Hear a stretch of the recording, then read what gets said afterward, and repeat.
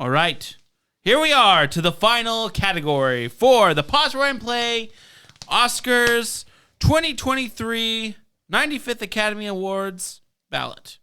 For Best Picture, we have All Quiet on the Western Front, a Netflix film, Avatar, The Way of Water, a Disney film, The Banshees of Inisherin, Searchlight, Elvis, Warner Bros., Everything Everywhere All at Once, an A24 film, The Fabelmans, Universal, Tar, Focus Features, Top Gun, Maverick, Paramount, another parentheses, Tom Cruise, Triangle of Sadness, Neon, and Women Talking, Orion Pictures. Do you think Top Gun Maverick could win this? No. Nobody does?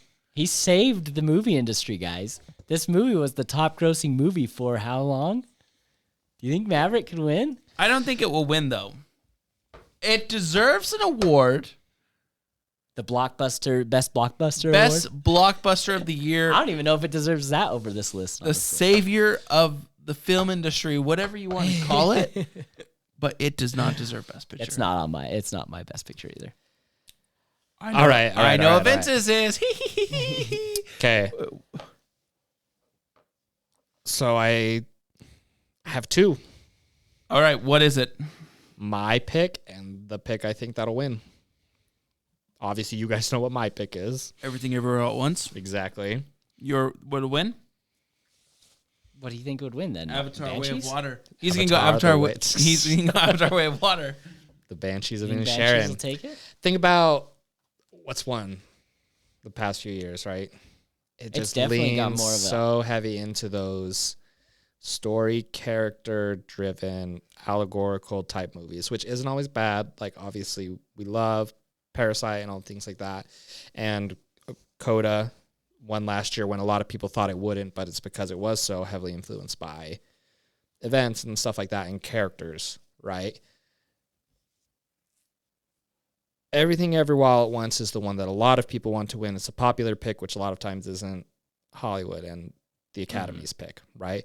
But it's gotten so much buzz and still critical acclaim that I believe it's still... I'm saying that I think Banshees of Inisherin will win, even though Everything Everywhere All at Once, I believe, it's close, but it's the odds favorite to win.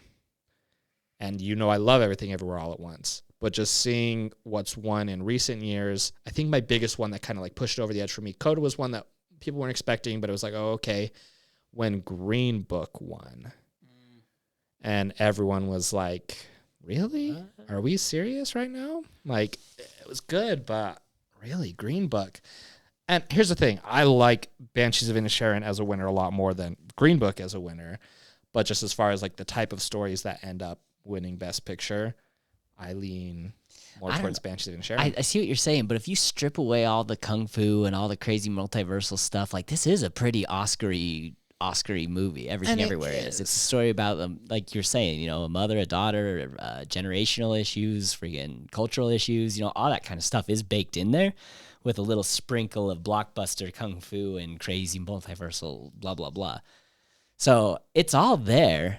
It's got the popular vote. It's a great movie. I put Everything Everywhere All at Once for mine. Here's why I get scared about Everything Everywhere All at Once, right? Film releases in January, obviously not like when you do it old.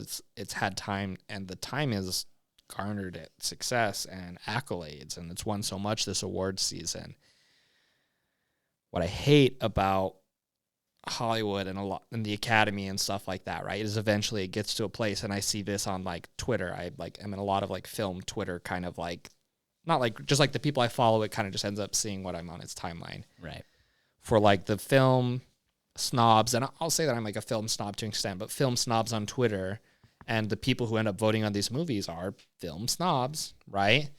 It's not cool to like Everything Everywhere All at Once anymore. Mm-hmm. It's gotten popular and all of this stuff, and it's been out for so long, and it's not like the pick, right? It's like, okay, yes, hipsters. everyone loves it. Okay. But it's not cool to do that anymore. That's why I worry for it, is what I'm saying. I'm not saying that that's deserved. That's a good argument, yeah. I'm just saying I've looked at like what's been winning past years and stuff like that, the amount of time it's been out, and just how the people who are going to be the ones who ultimately vote, which is everyone, right? So Best Picture, it's obviously like the people who vote on these things, the people who work in those studios or in those specific categories who have worked in those in the past. And then Best Picture is all of the people who worked in all of those categories end up voting on it. I'm hoping that the love for it and everything just carries it through and that Everything Everywhere wins. I'm scared, though. Have faith. Young one. Have faith. I think that Everything Everywhere All at Once will win because I'm on the same page as Vince is with what the stripped down story is of it. And it's high time, and I think that it's coming to kind of more of a head that like Asian American stories are being told. I think like looking at it very similar to Coda, right? Child of deaf adults, right? Is what that story is about. It's the same. It's a similar type of story. It's the vein of like the changes. How do we deal with the expectations? Like I use this as an example. Like I know a lot of like Asian American kids whose parents are like, this is what you will be. This is who you should be. These are the groups you should be a part of. And we can see that told also in Turning Red, kind of like with the expectations of the parent. But if we step back and we look at Everything Everywhere All at Once, it makes it digestible for the everyday American palate. Kind of a broader audience. Yeah, that's the word right there. A broader audience. So I think Everywhere All at Once has the flair, the story, and the depth to win it. And the folks with the act. No, and that's the thing. You know I'll love to market.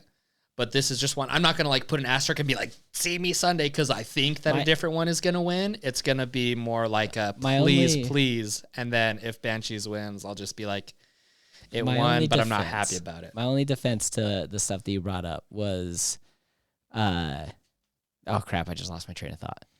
It's all good. Shoot. Oh, crap. Oh, yeah. Sorry. My only defense is like, look at the last couple of movies, the surprise winners. Coda, no one expected it. And it's not kind of your typical Oscar movie. And then the one before that was like Parasite, right? That's not your typical Oscar movie, and that kind of blew everyone's mind. So maybe the Academy's evolving and opening their minds a little, broadening their minds a little bit, and we can hope. Maybe at this point we can get a fun kung fu action movie as a winner instead of the funny, deep, introspective allegory. I don't know, maybe the dark humor of Banshees. Watch, we do all of this and they're like Avatar. Okay, let's pick a real one. Women talking. Let's do women talking.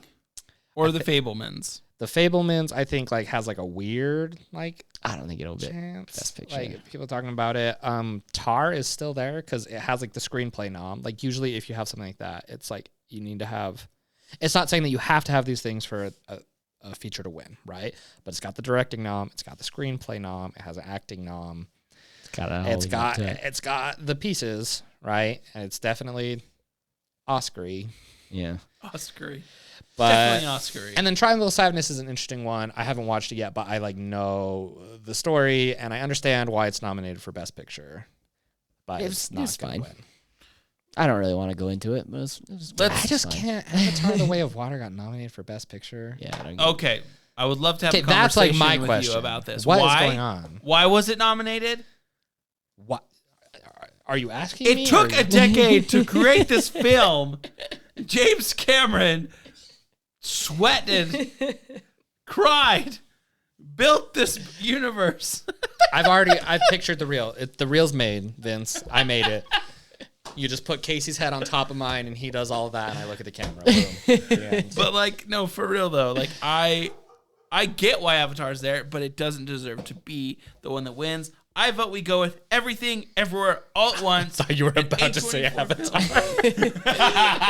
Markets. I vote we go with Puss in Boots. The Pause Wide Play podcast. There it is. Votes Everything Everywhere All at Once to be the Oscar winner of the 2023 Oscars, which is for the 2022 movies, the 95th Annual Awards.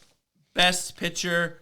Boom. Got it. Thanks for joining us. Shaking hands. Have a good night.